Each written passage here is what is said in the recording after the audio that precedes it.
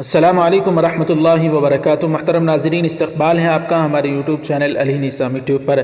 ناظرین اکرام، کویت کے وکیل مجبل الشریکہ کو تو آپ جانتے ہی ہوں گے۔ جی ہاں ناظرین، وہی کویت کے وکیل جنہوں نے آل انڈیا مسلم پرسنل لا بورڈ کو خط لکھ کر یہ مانگ کی تھی کہ وہ بابری مسجد کا فیصلہ انہیں عالمی عدالت میں لے جانے کی اجازت دے، تو اب وہی کویت کے وکیل مجبل الشریکہ نے دوسرا ٹویٹ کر کے گویا ایک پیغام دیا ہے۔ اس میں وہ لکھتے ہیں کہ مسلمان سمجھ رہے ہیں کہ بابری مسجد کا فیصلہ سپریم کورٹ سے آیا ہے، اس لیے خاموش ہو جانا چاہیے اور چھوڑ دینا چاہیے، عالمی عدالت میں لے جانا نہیں چاہیے، جبکہ حقیقت یہ ہے کہ بابری مسجد کی سودے بازی ہوئی ہے۔ نعوذ باللہ، بابری مسجد کو بہت ہی اچھے طریقے سے ہندو پکش کے حوالے کیا گیا ہے، یعنی ڈیل ہوئی ہے اور وہ بیچی گئی ہے۔ نعوذ باللہ، بابری مسجد اس طرح کا ٹویٹ کر کے ایک ہنگامہ برپا ہو گیا ہے، لوگ کنفیوژن کا شکار ہیں اور اپنے کابرین سے بدظن ہوتے جا رہے ہیں۔ اب ناظرین، آج کی اس ویڈیو میں ہم اس حقیقت کو واضح کرنا چاہتے ہیں کہ کویت کے وکیل صاحب اب تک ہندوستانی مسلمانوں کے لیے آواز اٹھا رہے تھے، وہاں تک تو بالکل ٹھیک تھا، لیکن بابری مسجد کا فیصلہ عالمی عدالت میں لے جانے کی جب انہوں نے اجازت مانگی اور ظفر یاب جیلانی صاحب نے بیچ میں ٹانگ اڑا کر کس طرح سے ان کو ذلیل کر دیا،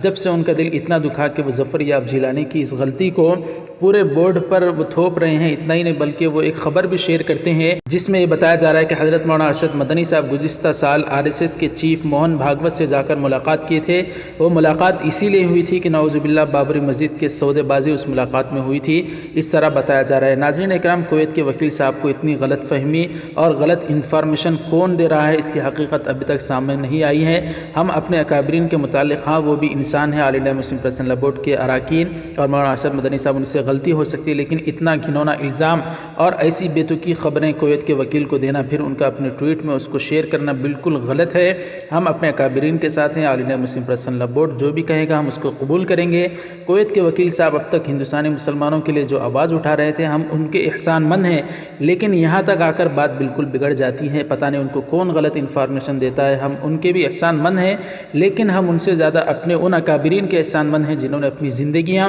اس بابری مسجد کے لیے عدالتوں کے چکر لگانے میں پوری کی پوری زندگیاں ختم کر دیں۔ آج بھی ہندوستانی اکثریتی مسلمان مسلم پرسنل لا بورڈ اور حضرت مولانا ارشد مدنی صاحب کی ان خطبات کو لائق تحسین سمجھتے ہیں اور ان کے احسان مند ہیں۔ اور ناظرین کرام، آپ حضرات اس خبر کو کس طرح سے دیکھتے ہیں اور کویت کے وکیل صاحب کو جو غلط انفارمیشن پہنچا رہے ہیں ان کے متعلق آپ کیا کہتے ہیں، ضرور اپنی رائے کا اظہار کریں اور کمنٹ کر کے بتائیں۔ ویڈیو کو لائک کریں، زیادہ سے زیادہ شیئر کریں، چینل کو بھی سبسکرائب فرما کر بیل آئیکن پر کلک کر کے آل پر کلک کر دیں۔ جزاک اللہ، والسلام علیکم ورحمۃ اللہ وبرکاتہ۔